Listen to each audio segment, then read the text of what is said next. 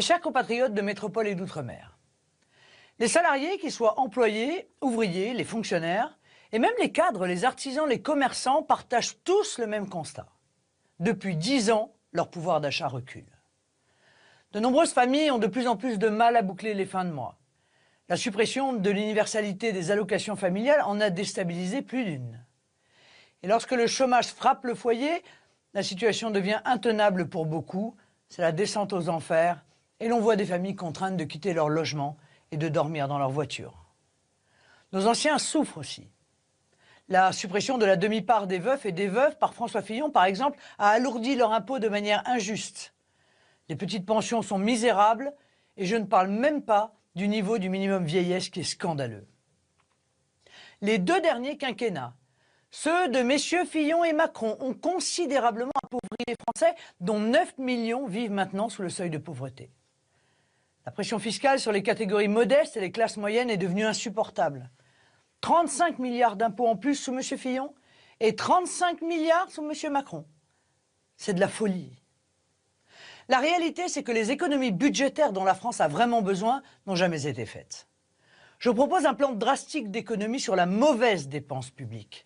Fraude sociale et fiscale, contribution au budget de l'Union européenne, politique sociale en faveur de l'immigration de masse, il est temps de s'attaquer à ces dépenses nocives.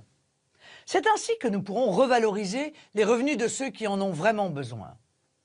Mon projet prévoit une prime de pouvoir d'achat d'environ 80 € par mois pour tous les revenus des salariés ou des retraités inférieurs à 1 500 € par mois.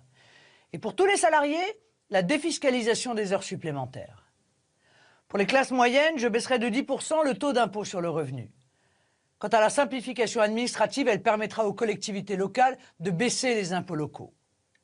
Et pour les personnes âgées, bien entendu, je rétablirai la demi-part des veufs et des veuves et je proposerai une revalorisation immédiate du minimum vieillesse de 20 %, ce n'est que justice. Mais le pouvoir d'achat des Français, c'est aussi l'emploi. Car l'emploi conditionne tout, y compris le niveau de remboursement des frais de santé. On a beaucoup trop déremboursé ces dernières années. Et on a laissé les complémentaires santé faire n'importe quoi avec votre argent. Pendant ce temps-là, les clandestins se soignent gratuitement. Je remettrai tout cela en ordre. J'ai une attention particulière pour nos compatriotes en situation de handicap. Je prévois un plan très complet pour les aider dans la vie, mais d'un point de vue financier, j'augmenterai immédiatement de 200 € l'allocation qui leur est versée. Et je m'attacherai enfin à répondre aux familles qui sont confrontées au problème des troubles du spectre autistique. Enfin, je sécuriserai les dépôts et l'épargne des Français en abrogeant la loi Sapin II qui impose aux banques, en cas de faillite, d'aller directement ponctionner les comptes des déposants. Mes chers compatriotes, je mène ma campagne au nom du peuple. Alors pour vous, pour vos enfants, je gérerai sainement les finances de la France et me fixerai cet objectif central. Plus de justice sociale, plus de pouvoir d'achat pour les Français.